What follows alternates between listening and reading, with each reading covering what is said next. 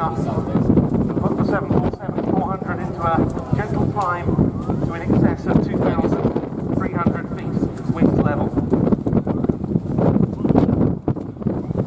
And here they come in again from our left, 747-400 in the BOAC retrojet markings of the Royal Air Force Aerobatics team, the Red Arrows.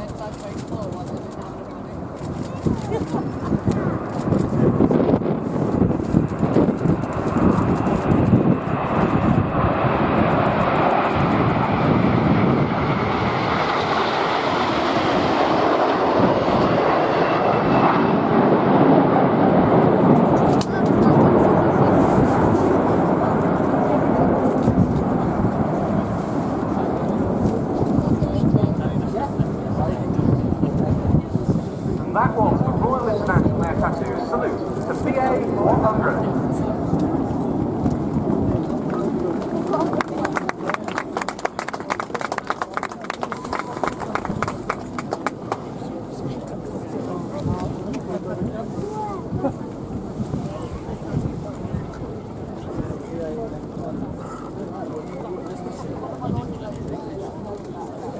The formation goes over the right-hand boundary of the airfield, went straight on to the next item, and another star act of RIAT 2019. It's 18 years since one of these aircraft